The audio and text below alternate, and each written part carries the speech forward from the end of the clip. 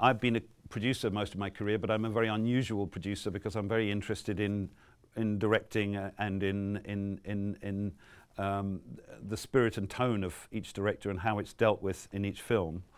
So it's led me into a place where, at the time in the 80s, when there was a kind of movement of low budget, there was a festival in Hamburg called the Low Budget Film Forum, run by Dieter Kostlik, who now runs the Berlinale. We started to think in the British Film Institute in the old days about what low budget meant. And of course, it's not fashionable anymore to talk about culture by using terms in economics. Nowadays, we try and get everything we can, and we do our best to make things as big as we can.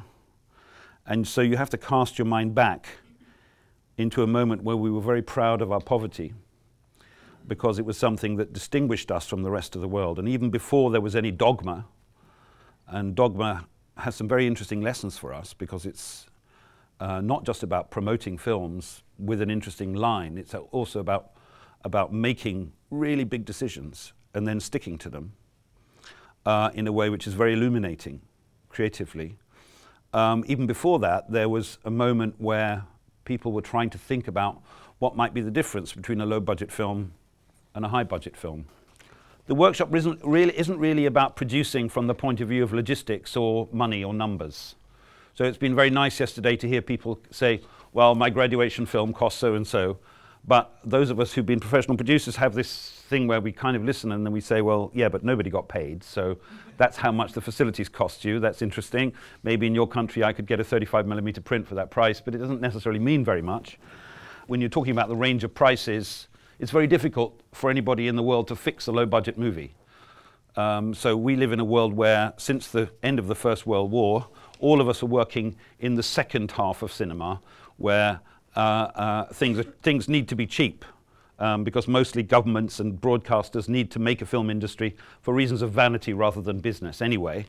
And everybody's film everywhere in the world is a low-budget film as far as an American executive who lives in Los Angeles is concerned. So it's below $15 million. It's cheap. It's nothing. So we should just enjoy our experience of being in that world, get the money we can, and not think that anybody is a high-budget producer. So in a way, it's a title with no meaning. But the reason we call it the Low-Budget Film Forum, and this is number 5, and I should say just in parenthesis that it's been quite an amazing adventure. We have the DFFB for the first time here. We've done some extraordinary work and had some amazing filmmakers do some great things. And there's a kind of family of tutors who are back, which is great to see. And it's great to welcome Jan. And also, I just, at this point, in case I forget to later, just to say that Susie Gillett's been holding this thing together and has created it in that time. Thank you, Susie. So I'm going to try just to give you some slogans to use in the week, okay? The budget is the aesthetic. Okay? So it means anytime you say, I want to tell this story, but I don't have much money, so we'll have to sort of compromise in this way, you're not doing that. Okay, and what you're doing is making a cheap film. Now, a cheap film is a film which is visible to the audience. It's a late-night television in which you drive very fast, but in a not very good car. Okay, so that's not what we're doing. What we're doing is the budget is the aesthetic. And then we'll try and break that down to a few thoughts, which are helpful thoughts. Okay, here's one. Okay, no script was ever damaged by being rewritten to take account of a shortage of cash. Okay, so no filmmaker ever said, oh, when we had to rewrite it because we didn't have enough money, then we fucked up the story. Okay, I never heard any filmmaker say that. So that's an interesting starting point. If you're a producer, you can always say that back to your director. Every dollar you get will cost you freedom. Okay, I mean, we can talk about economics, we can talk about life, we can talk about Greece or anything we like, if we want. But it's no good saying, well, we'll spend another year shouting in a mobile phone until we get this money, and then when we've got the money, we'll have the real film. What it means is the producer doesn't want to make a film, they want to go to meetings. And what happens eventually, if they spend a year or they spend 18 months shouting in the mobile phone, going to nightclubs, trying to get this extra €1,000,000, what happens is they have a perfect project. They only have one problem. They need to fire you because you're not bankable if you're the writer-director. So low budget is also about the conspiracy of how bankable are we. So when a producer says to you, all right, write down a list of all the best friends you've got in the industry and anyone you think might like you. Right? We'll write down the maximum amount of money they spent on a film last year, then we draw a line, then we make a total, that's your budget. Okay? That person is not being cowardly. They're being a producer. Third thing, there is an audience for brilliantly formed work with a strong flavor, but there's no audience for cheap films. In other words, your work in making the story fit the numbers is your creative work, and we know something about cinema intuitively, which is this, but we have to remind ourselves, is that people who go to movies have got widescreen televisions, they have heating inside their house, their fridge is full, okay? They have kids, right? Now, if you're going to make them go out, right, there's no trick. It has to be individual, it has to be original, it has to be great, it has to be powerful, it has to be shocking, it has to be provocative. Okay, so all of the work that you're doing in making a low-budget movie or making a movie that fits your numbers is all about creating something which is for cinema. And every time you make something which is, you know, like take a British historical movie. Let's take a British historical movie. British historical movies, there was 10 years where the Americans made their own because they had all these actresses who were quite good at being Queen Elizabeth and stuff like that. And now they're making their own historical movies, and sometimes they work. Last year, that one about the speech impediment worked pretty good. But generally speaking, if you're a cinephile or you subscribe to Cahiers du Cinéma, and then you go and see, not necessarily that one, which is quite efficiently made, but you see any one of them, you find that what's happening is that in order to tell so much story, that it would be a mini-series if it was on HBO or ANC, in one 90-minute cycle, what's happening is that there is somehow everything looks cheap. Nothing is at the right price. Which means then afterwards you have to immediately go out and see a Ridley Scott picture, because at least he's spending the right amount of money in every scene.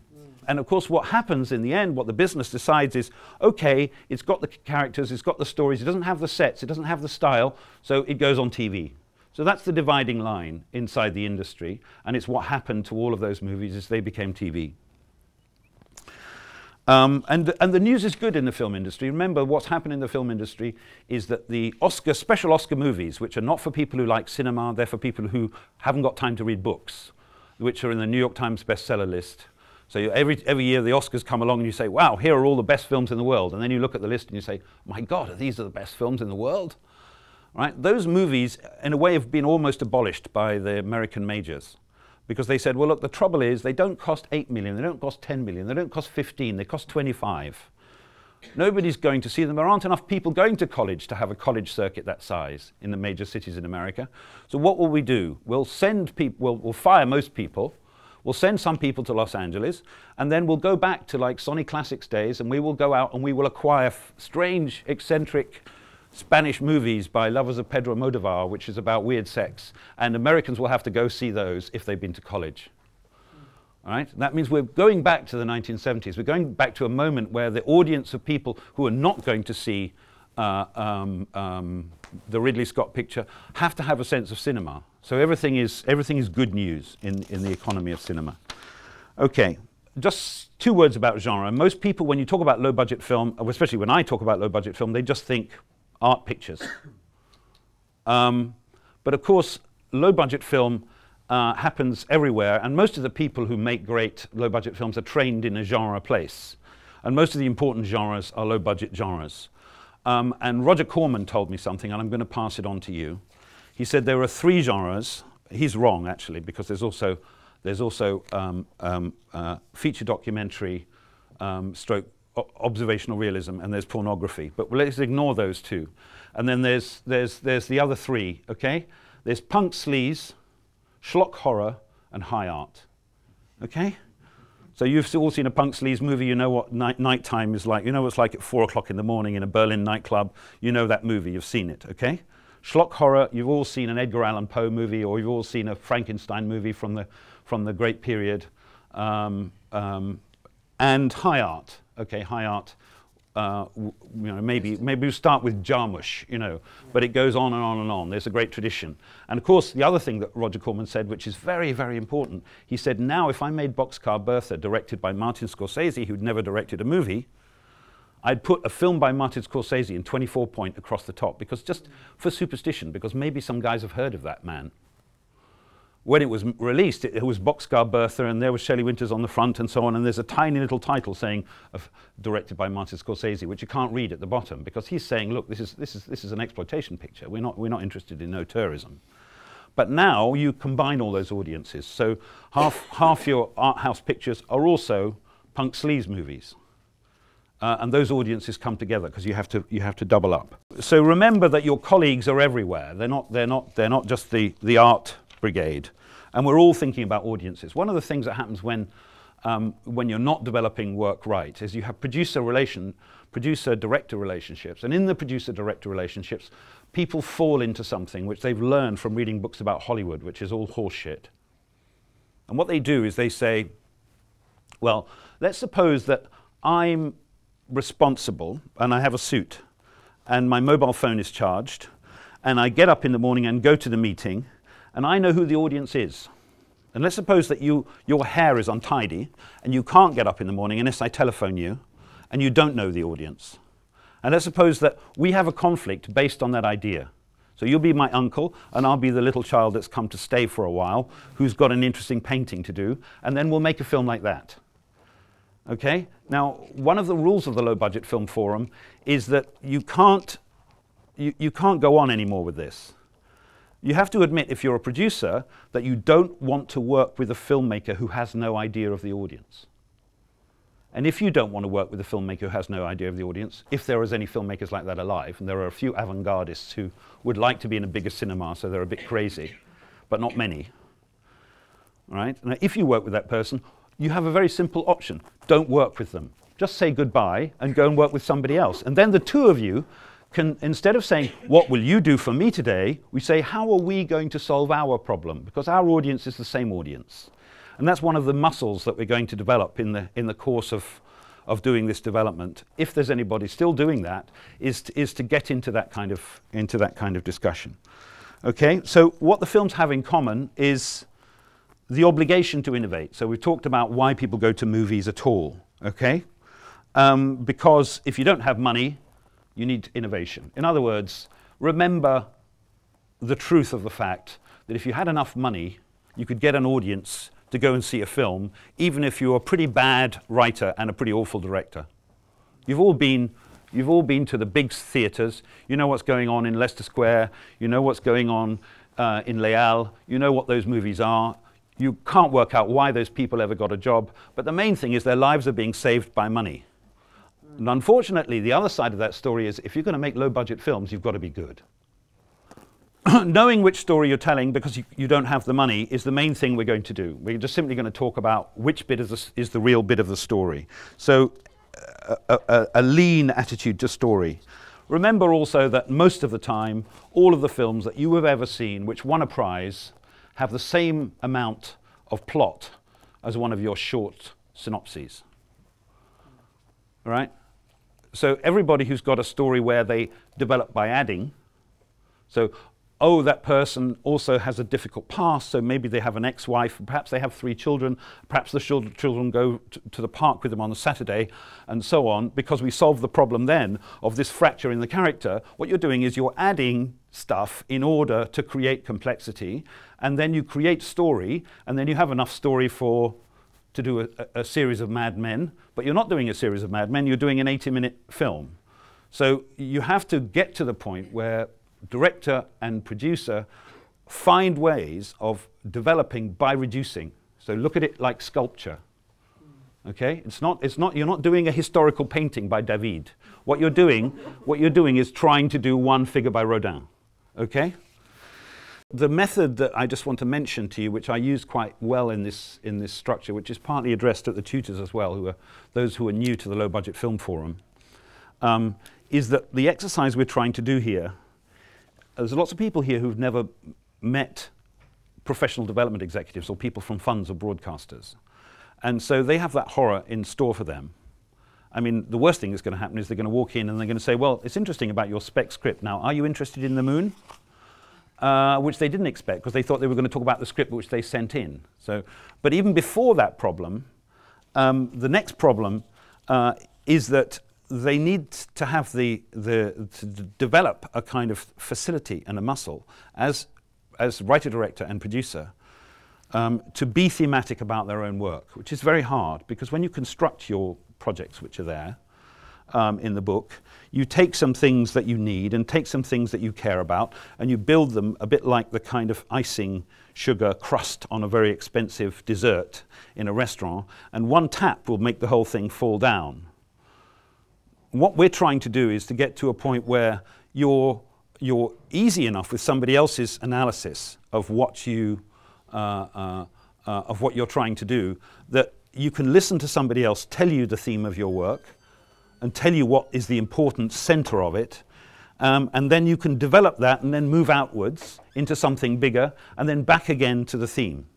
Now, first of all, we're talking about how you contain the story in your film.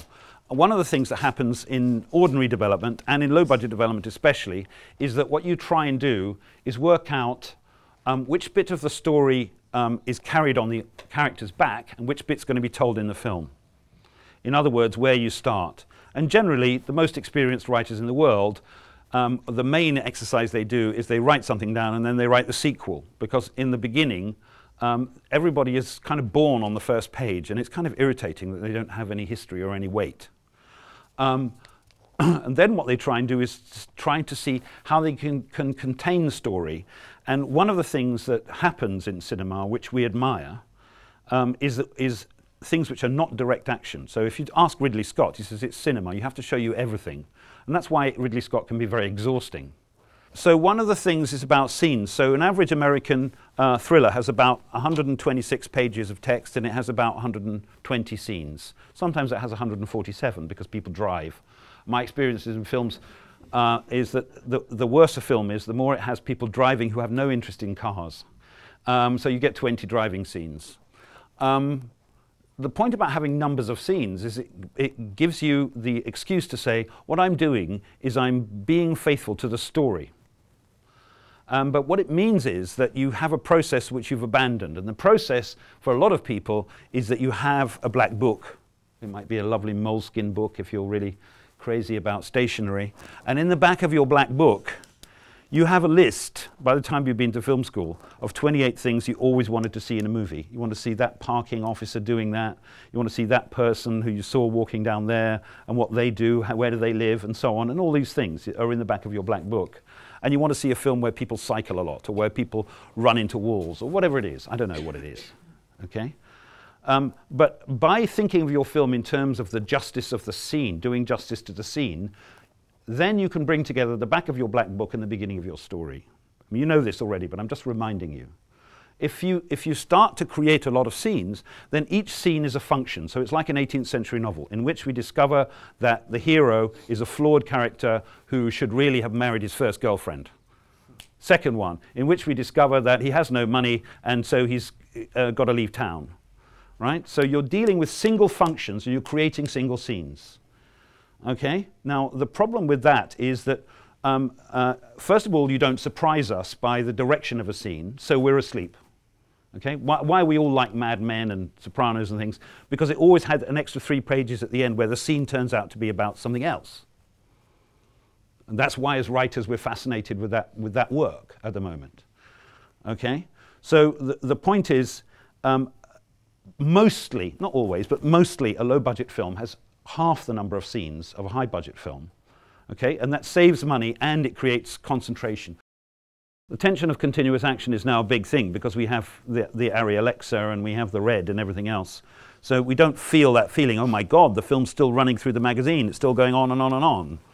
And so something from cinema was lost because of the technology, and it's a shame. But the worst thing is still when you see a digital film. I saw some Danny Boyle films made in Blackpool, where he just kept cutting the whole time because he could do complete Hollywood coverage because he'd got digital. I think that's what he thought. But it was kind of the opposite of what you can do. But what's interesting about this tension and the development of the scene is that what the director's trying to do is trying to go from absurdity to comedy to tragedy and so on. So all of that work of actually making scenes which have a complex function and developing your writing within scenes rather than adding scenes together, which is partly editing. And people like to show, oh, I can edit it all on the page. I'm starting when they were 5 and then suddenly they're 80 and then we see this other thing, because that's a great thing about your sense of facility with story.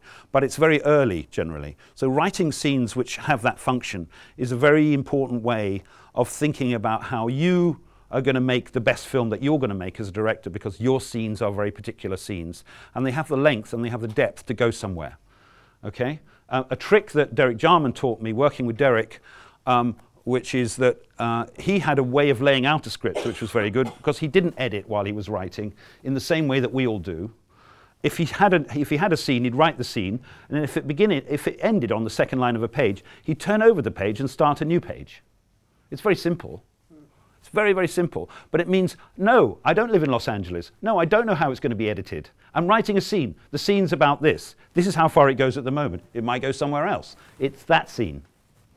That's incredibly important, because it's also what's happening in the development is the conspiracy between the producer or the producer and the development person and the writer or the writer-director to say, okay, which perfect scenes do you do? What are your scenes like?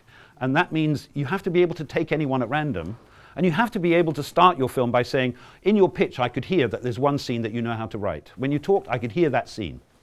So go write that scene and keep developing it until it's long and complicated and difficult and huge. And then probably you'll know the rest. You'll know what else to write, because you've got to get to that scene. You've got to get away from it. So think about scenes rather than thinking about overall narratives. Don't try and run. People worry when I show Hal Hartley, or you look at things which are built out of genre work and are very elemental and basic in low-budget film, then you get the anxiety that you can't do things which are elaborate and complicated.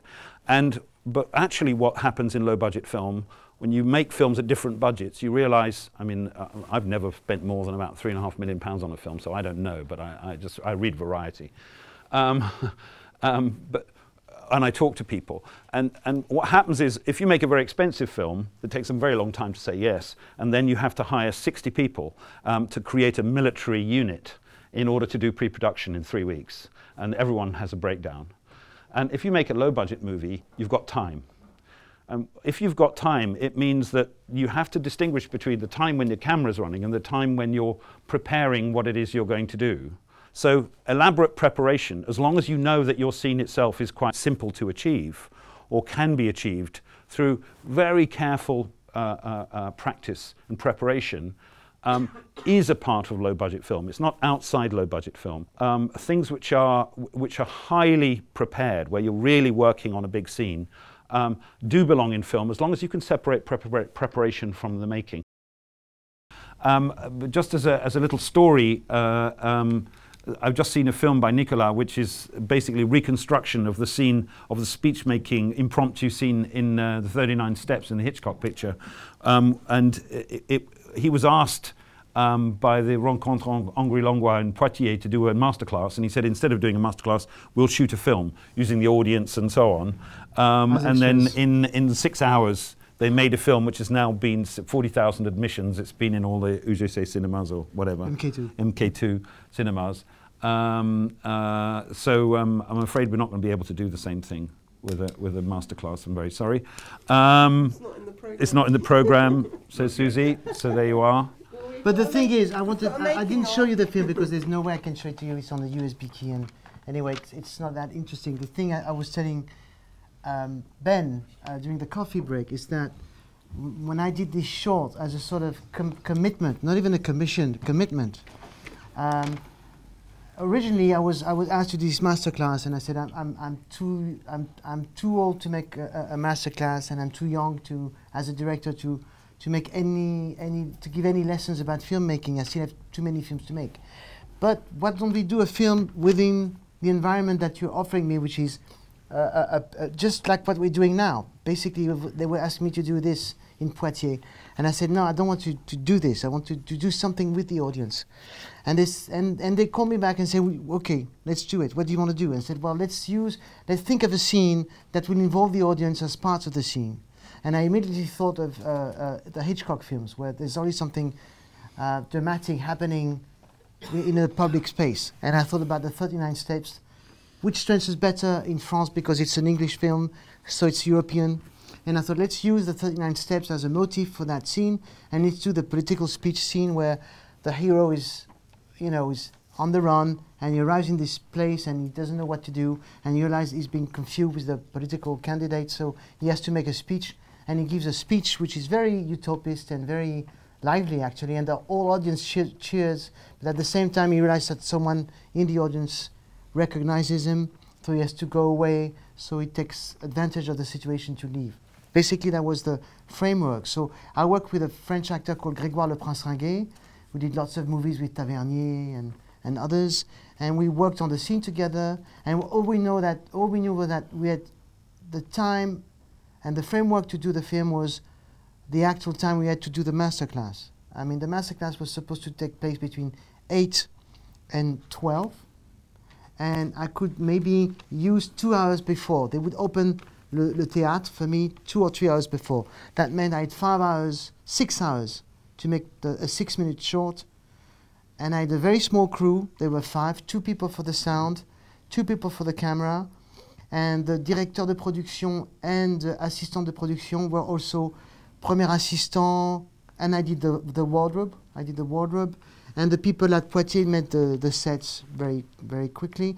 And my DP, called Gordon Spooner, who's a great guy, English language, based in France, he had an experience in the theater, on stage.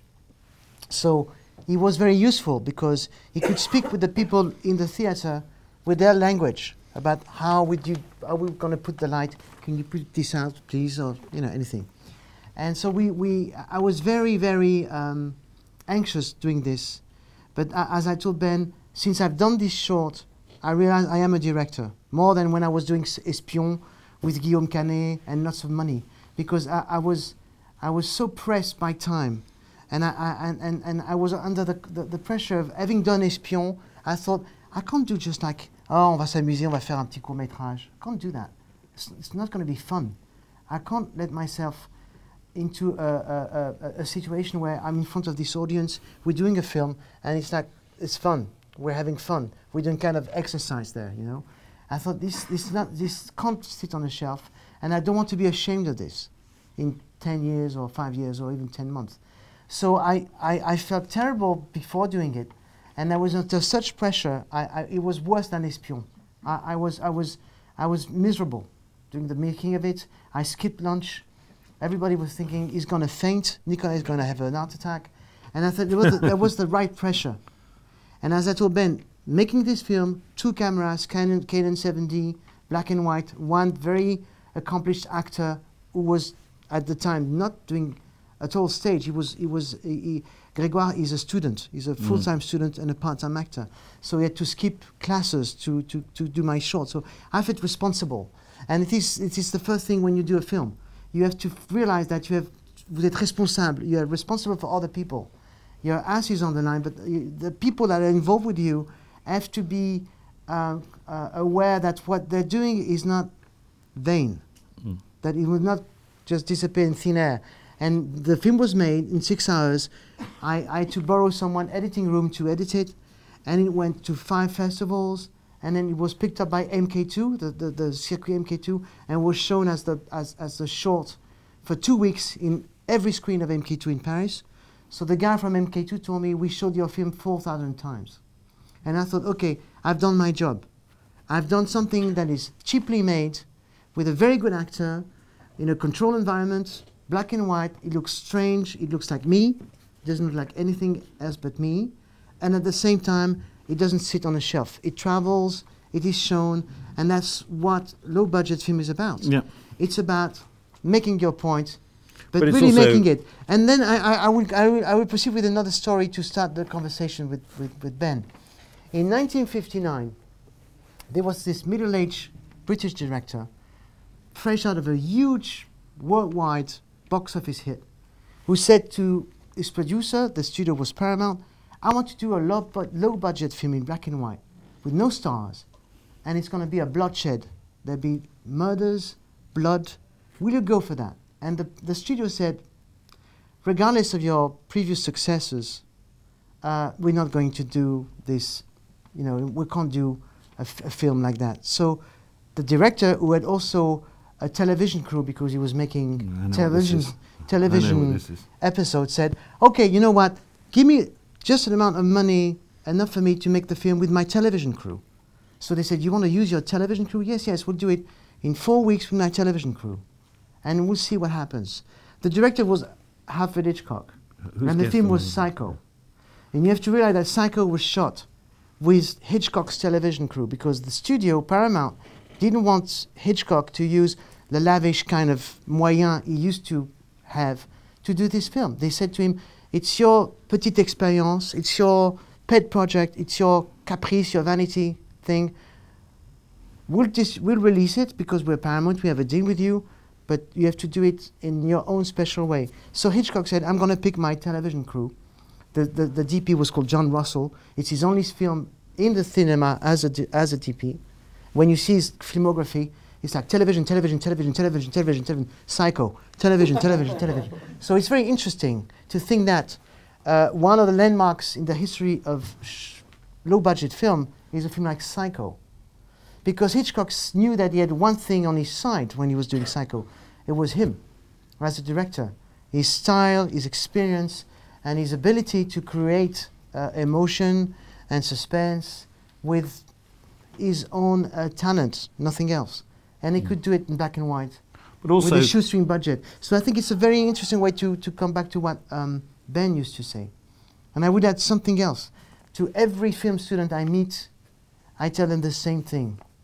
Know your film history. It's not like knowing it a bit.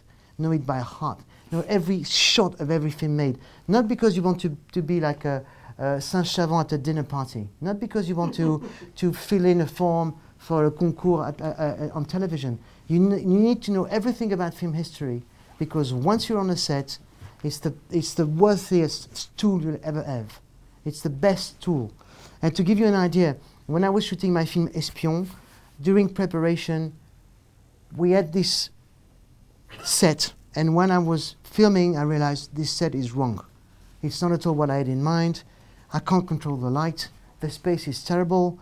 Everything about it is ugly, and I have a very important scene between the woman and her husband. How am I going to block this? I hate this space. I can't do anything with this space. So I sit down for a while and I say, okay, suddenly I thought about Bergman films. Shame, Monica, My Summer with Monica. Summer Interlude. And I thought, there's a scene in Summer Interlude. The wife is talking with the husband, and she's putting her makeup on, and he's behind her, and it's all in a mirror. And he goes back and forth, and the shot is very static, but it's so vivid, and it goes, you know, this way and that way, and the composition changes all the time. But you're in the same shot, and I thought, this is perfect. I'm going to ask the décorateur to bring me a coiffeuse, a mirror. We'll put it there, and we'll do the whole scene in the mirror. It's one of the best scenes in the film. It wasn't planned. Because I was so unhappy with the decor, I had to find something to solve the problem. But I solved the problem because I thought of Bergman. And not because I'm like this film buff who thinks of Bergman.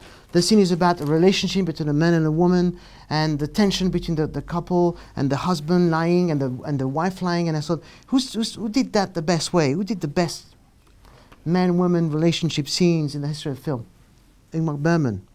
Now, in that particular scene, I remember the vividness of her looking at herself in the mirror, and he's in her back, actually. He's looking at her back, but they're both in the mirror, so it tells a lot about the relationship and what's going on. So the framework of Bergman fits the meaning of the scene. It wasn't like stealing something just to use it. It was stealing something that was within the meaning of the scene. And it's very interesting when Nicolas says, now after that I feel like a director, after having done Espion. It's very interesting to me because I think that people do have this experience that if you do a film where you've got the number one problem and everybody knows what the number one problem is and you're dealing with that, and each day you have number 2 to number 10, like the problem with the wrong set or whatever, then this gives you an incredible sense of your own authority over the text, because you have to make decisions which are big decisions. And if you only make small decisions and everyone keeps taking the decisions away from you, then that's how you make, you know, I mean, I keep saying rude things about Ridley Scott. I like Ridley Scott. But, you know, I mean, like a big studio picture is made in that way because all the decisions are in this big kind of fountain of decisions. So, I mean, for instance, I did a film with John Maybury, which is about the painter Francis Bacon, called Love is the Devil. Oh, yeah. Now, this movie, we started... The James Bond film. The James Bond film, yes. It's the first film with Daniel Craig in it. So that's how I know James Bond. But no, it's a film where we optioned a book, and so we had material, and we had everything. And then we heard from the Francis Bacon estate, we don't like this book, we don't like these people, we're going to stop you getting money because all of our friends are on the Arts Council, so you're going to have a scandal to get money, but also you can't use any painting or any inch of canvas or any word ever spoken in public by Francis Bacon because we own everything. Here's a letter saying we own everything. So suddenly you have a nightmare on your hands. So it means the only way you can show Francis Bacon with Love is the Devil is if you play it in a double bill with Last Tango in Paris, because the credit sequence is all Francis Bacon canvases. That's the only way. So it means, first of all, you have to find an art director who's interested in Bacon, who can do some fake paintings to pee on and so on in various scenes. But also you have to create the world of Bacon inside the frame, which is so an extraordinary task. So, I mean, another film, I did a very low-budget movie which plays sometimes in Paris called Wittgenstein, about the Austrian philosopher, with Derek Jarman. And so Derek gets this script, which is written by an academic who's interested in Cambridge in the 1940s, and all these people walking around, and there's the gleaming spires, and we're all in the intellectual world of Cambridge.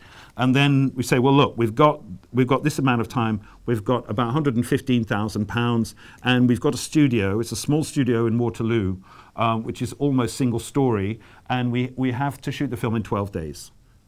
And so then we sit down and we say, okay, well, he's a philosopher, right? We say yes. And he's working things out in his own mind, yes.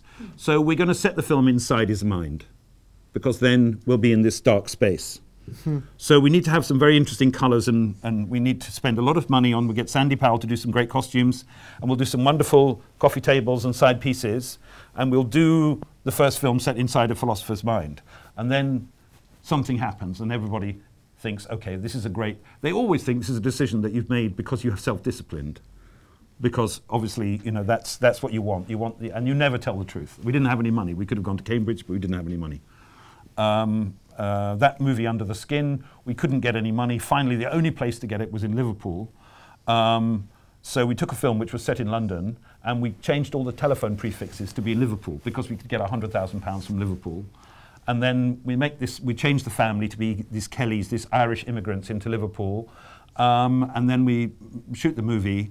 And then I come out of the premiere in Liverpool, and a man comes up to me and he shakes my hand and says, that's the first real Liverpool movie I've ever seen. So everyone always thinks it's your intention to go for your leading edge of your worst problem. But in fact, unless you found your worst problem and you've got one to embrace, it's very difficult to work out what it is you're doing. So, yeah. Also, I have to add that as a director, it was strange for me because as a director, I started in the production side of things and then writing. So, as a director, I think it's a nobody's fool situation. It's like you can't be. You have to be aware of what you have in your hands, so that you're not fooled by a situation or by the producer or by the director de production. I mean, it's what you said about joint venture between director and producer. I think the director should embrace also all the budget issues very early on during preparation. I think he should be aware of what he can get or of what he won't get. And I think he's got to be smart also. It's like, you know, I was thinking about soundtrack, for instance. Soundtracks are very important in films. They're very strong. But now using money in film using music in film costs money because of the music business that has totally disappeared because of the internet. The only way the big record company and the big music business companies can make money is to make you pay a lot of money for the music you want to use. So if you write something with music in your mind, and I always do, I can't write without music. I have always a track list of music, and it helps me to write. I wrote every single film I wrote with music. But if you have music in your mind, and you know that some of it would be difficult to get, you have to address this very early on with your producer, even at the writing stage. You have to tell him, we have to address the problem of music right now. It's got to be part of the budgeting of the film. And you know, when I did Espion, we did right because we had Cliff Martinez for the score. We did Drive and Contagion. We had, you know, we had music by Britain. I mean, pop music as well. And I told the producer very early on, make a big envelope for the music, and then we see what needs to be cut off. And I made a lot of sacrifice on Espion as part of my salary was concerned. I cut my salary in like 3 to be sure that I had 3 extra days in London and the music I needed.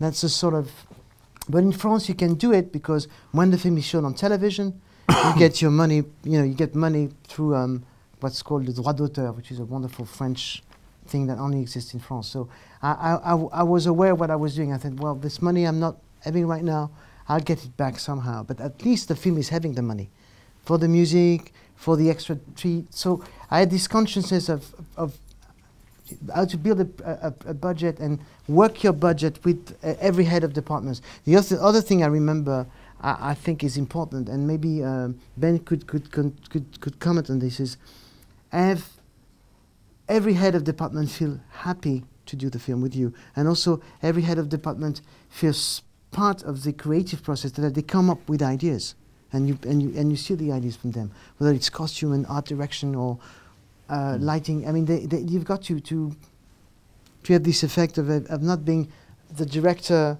the producer, and the crew. It's got to be the crew and director achieving something every day during preparation. It's an interesting director's technique, and it's something that lots of directors have in a different way. I mean, I think Friers does it.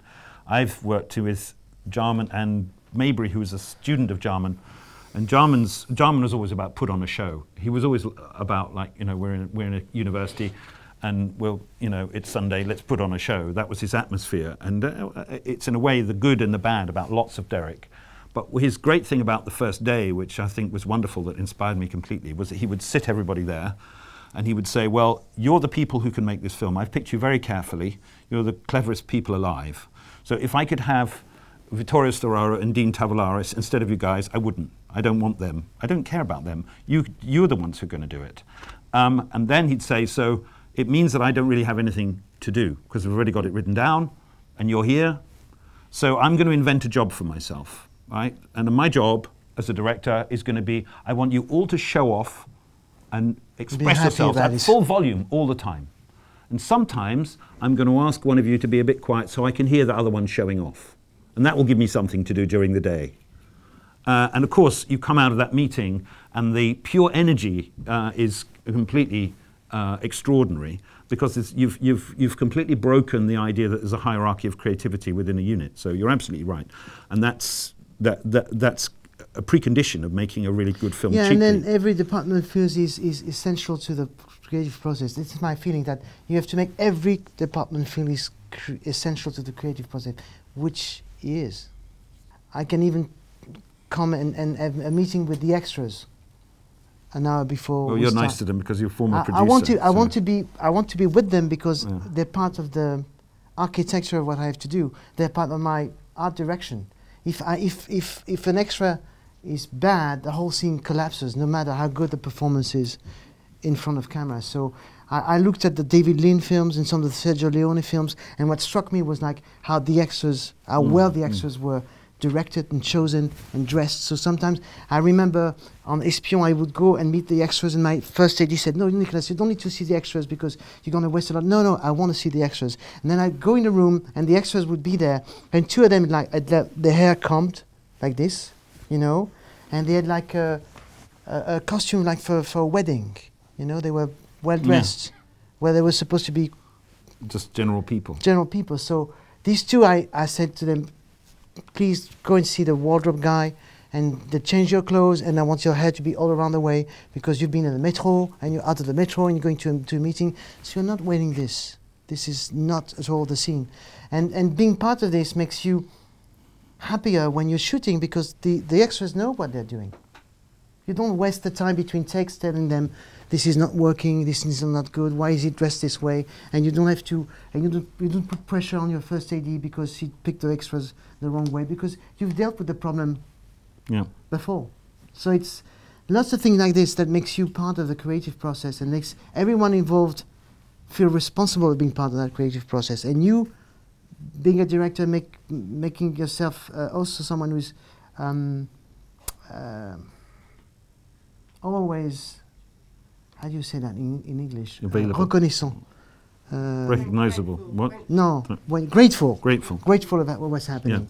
Yeah. It's important for a crew to feel that the director is very happy and grateful of what's going on when it's going on well. When it's not, of course, you have to be. And also, what Ben said about writing, I agree with him. Writing is directing. When I meet producers who tell me, I don't know why the film is a disaster, the script was so good, I tell them, listen, imagine me. I'm an architect, and you're a maître d'œuvre, and you tell me, je sais pas pourquoi, I don't know why this building looks terrible, and the maps we had were so great. Yes, but you used the wrong material. We said wood, you use plastic.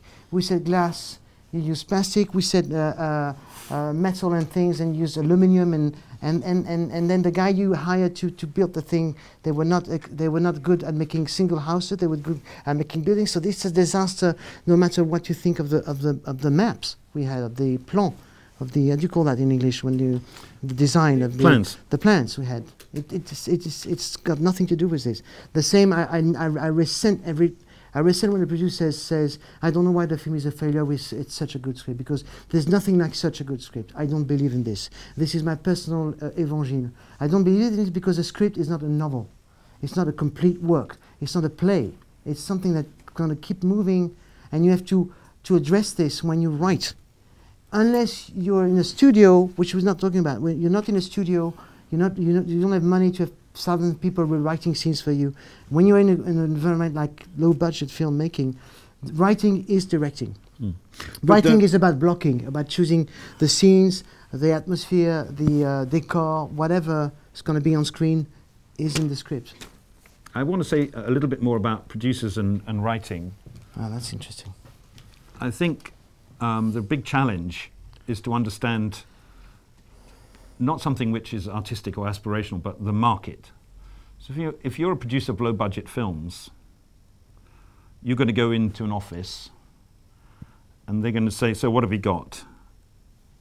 And you have a choice. You could say, well, we've got this film. It's a very interesting subject, although, of course, we're not very experienced. And here's my director. Of course, they're my best friend. I know they're very efficient and all that. Okay? So you're not selling anything.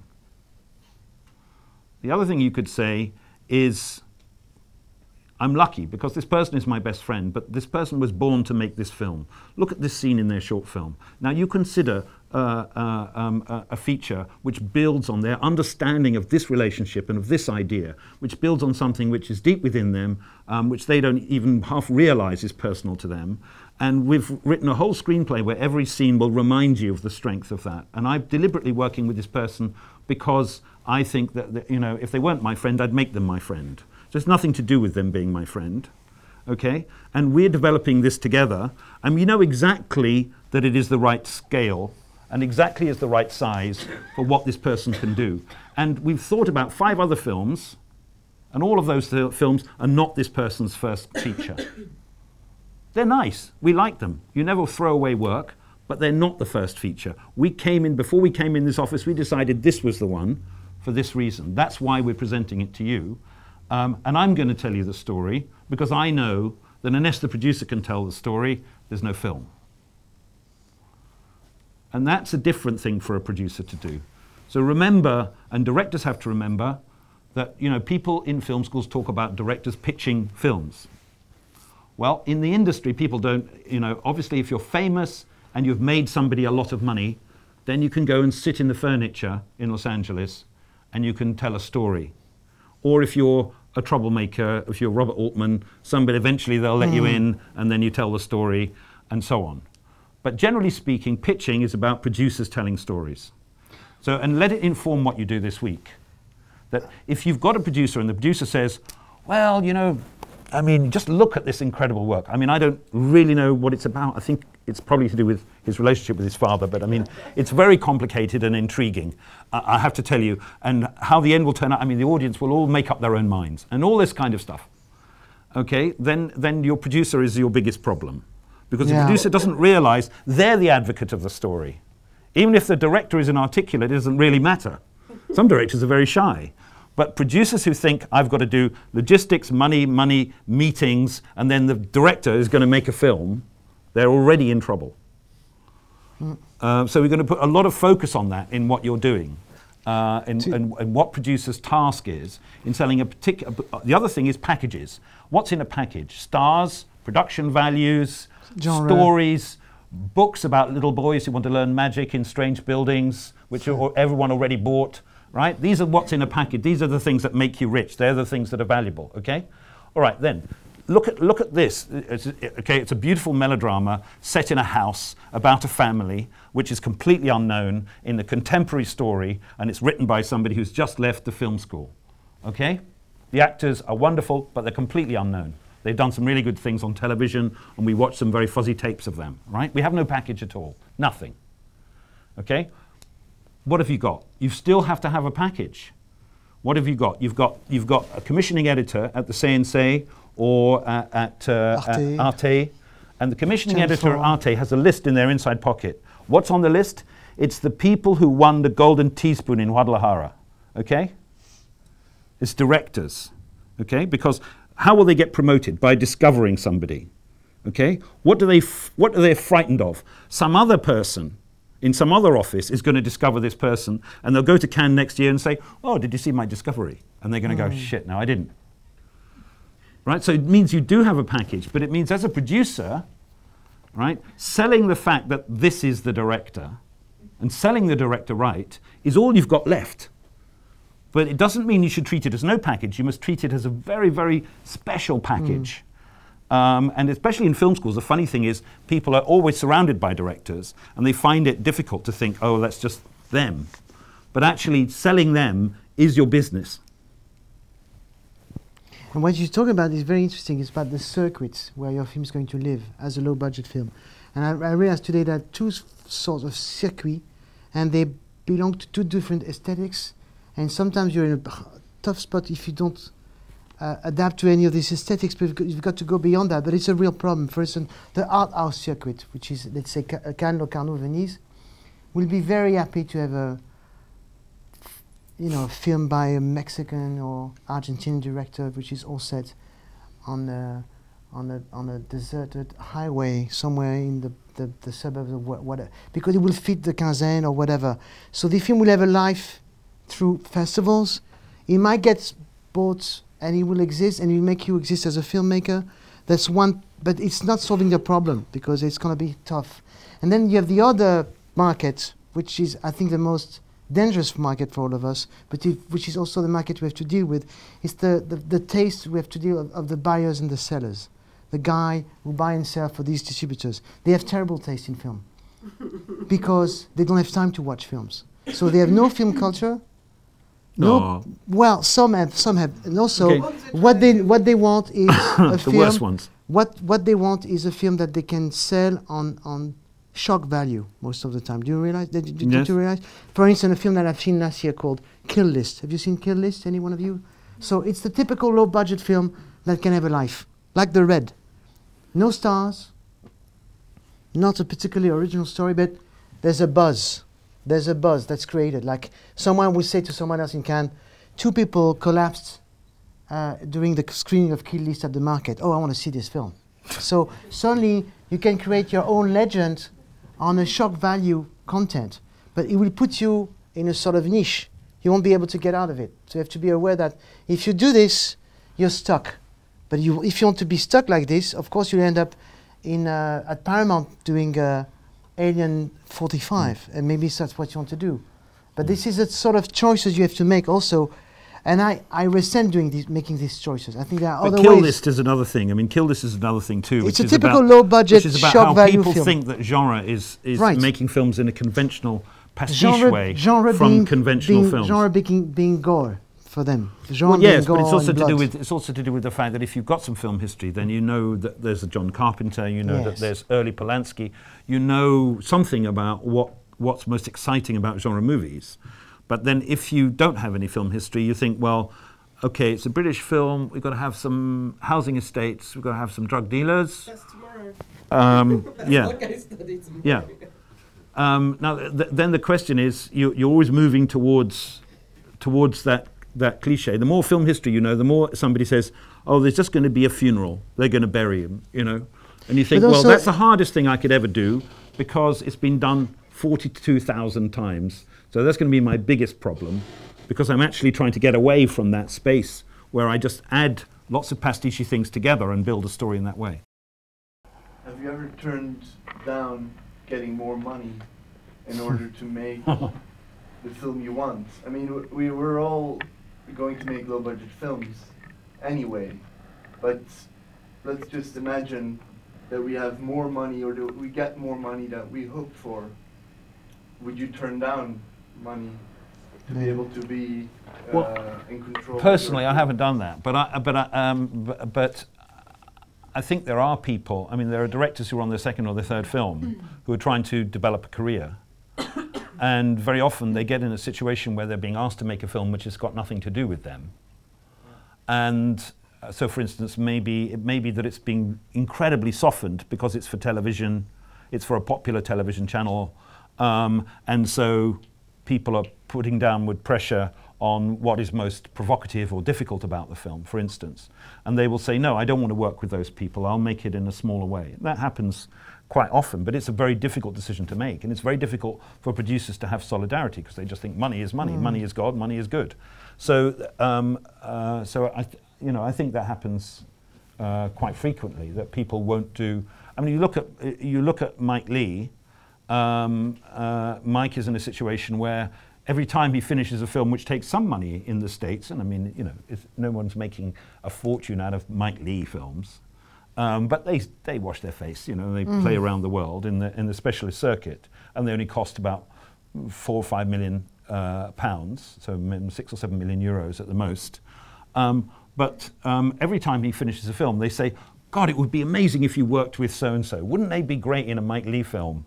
Just cast them and tell me roughly what it's about, and then I'll give you twice as much. And every time he has to say, no, I'm sorry, I don't know how to make a film like that. I can't tell you what it's about, and I can't work with that person. So you're always in that situation of making those difficult decisions. I had the problem on my feature film, Espion. I was first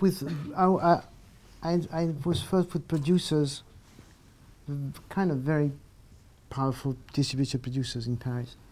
And I had a star as my male lead, Guillaume Canet, and the female lead, I had a particular actress in mind.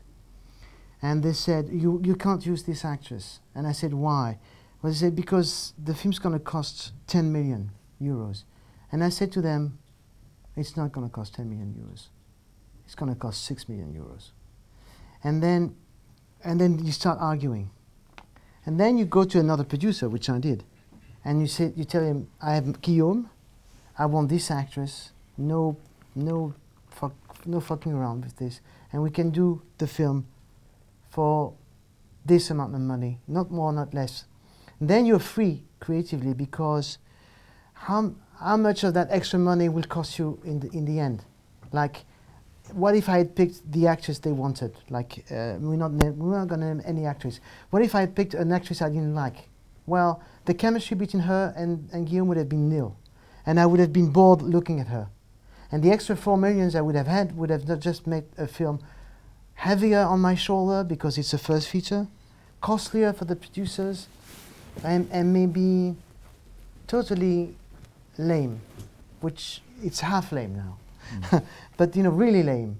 So the decision was what you just mentioned. The decision was like, if I can be creatively honest about myself, about what I can do at looking at these people in this framework, I have to accept the situation where I don't want those extra 4 millions. And I have to do everything I can to prove to the producers I can do things without these extra 4 millions, because we can do the film on that budget. But when we do it on that budget, I would look at this actress and this actor, and they will look good on screen because I like the chemistry, because I like them both together. And it will serve the film, because the audience will feel, wow, something is happening on screen. This is so romantic, and the chemistry between the two actors. And you know it's going to be a payoff, not only in terms of having done the film for less money, but having done a better film. I always say people make films for their friends, and they shouldn't be ashamed of it. No. And everybody in America is a bit like a friend of Steven Spielberg's. So that means you can spend $100 million because you know that your friends of your friends are probably going to go. But still, he's doing this. He's making films for his friends, right? And then, if you're Aki Kaurismäki, all your friends can go in one bar in Helsinki on the same night on your birthday, and that's everyone you've got, right? But if there are enough of them, you can make a low-budget movie. But what's important is that nobody has another method of thinking about audience in this way, which can be abstracted by somebody who's in the marketplace, because that way you're allowing somebody else to tell you, you have taste, but you are eccentric, you deserve to be in a home because everybody likes this. And that's an impossible place to begin from. What you need to be saying to them is not, I don't want that star. You say, that star is wrong for my film, which is a different thing. There will be always a moment in the production process where you'll be tired and discouraged. Even when we have the budget, you feel discouraged, or you feel exhausted by having spent all this time getting the money. So you have to use the little time before prep to just get back to the original flame of why did you want to do this film? Or why do you want to do films, basically? But there's another point that comes out in that, which is I've been for years. I was working on a festival with Paolo, which we got money from the casino in Estoril and set up a film festival, which has a competition of European films. So I had to go. We had these endless meetings, and they'd just send me these DVDs of all the European films. So for a few years, I was seeing every small movie made in Sweden and so on. And it was very interesting as a kind of review of what was happening in European cinema. And there's one conclusion I reached which was slightly depressing, which was that it was true that the average film was about somebody who was a guy who'd been fired from being an electrician, but he hadn't told his wife, and so he was working on some other dangerous electric project, but then in the evenings he became a gigolo because he needed to, but then he got venereal disease, and then so on, so on, so on. And somebody in the street who says, oh, do you want to go and see a European film? They say, yeah, I know what it's about. It's about this guy who blah, blah, blah. I mean, that's a sort of Scandinavian one, and then there are other ones, obviously. I mean, that's an exciting one, actually. But the point is that there's one issue that I think you need to think about. Now, we've mentioned Godard. There's two arguments about Godard. One is that Godard makes films which can be made in Europe because he's completely European, which is true in one way, but it's also, in terms of film history, it's completely rubbish.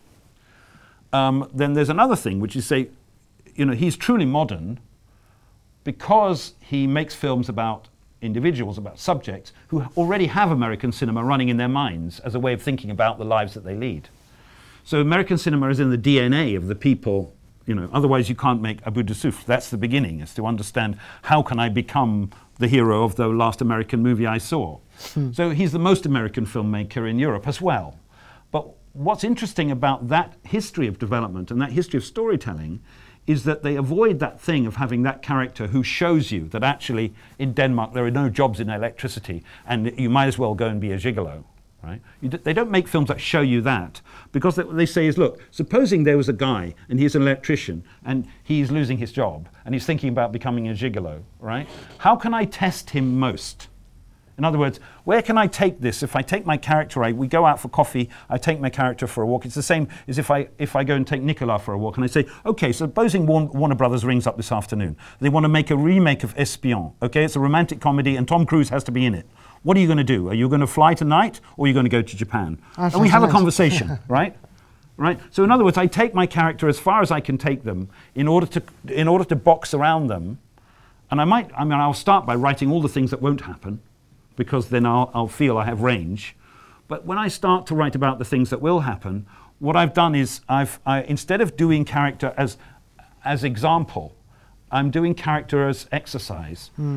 All right, so I'm building a sense that I can get myself into this character because all kinds of things could happen to them, and I'm building their range all the time, like a bodybuilder, and that's absolutely the center of. And it's not American cinema; it's Aristotle. You know, it's got an incredible history in storytelling, and that's what's most important. Is that if you ever get in a situation, usually when you're a producer and you're working with a director, and they say, "Look, this is a film about the true story of what really happens to those electricians, so don't fuck with me." Right? And then you have to say, well, how can I get into this person? I'm not an electrician. Where am I going to enter? And let's find a way that you can do what you want to do, and I can do something as well. And so the problem with having a notion of low-budget European cinema, an art house cinema, an RASA, and so on, is that if we make a description of it, which is an elimination of other things, then one by one we eliminate all the people we love in European cinema, and we end up only with people who are teaching us an important lesson in Sunday school about how shit things can be, and then we've got a very, very narrow genre left. And it's a really important dialogue when you think about film history and what you want to pick things up from, is that everything is okay because, in fact, if you saw a terrible film last night, and there was an interesting story in it, that can be the basis of your whole story, because you're not going to do that. So I used to be taught by a guy called Charles Barr, who's a brilliant film historian, and he taught Hitchcock, and he had all the books that Hitchcock had ever adapted on a row on his shelf. And he'd point at it and say, well, Daphne du Maurier was an averagely good writer, because her books were all kind of rewritten by editors, and she wrote everything with her husband, and they were all very carefully polished. And you look at all the others and you say, well, actually there's almost not one interesting writer here. And there's almost not more than 3 scenes in any of the Hitchcock films which are actually from the book. So this is his attitude to literature, this is his attitude to finding a story. Finding a story is only just it's just the housework.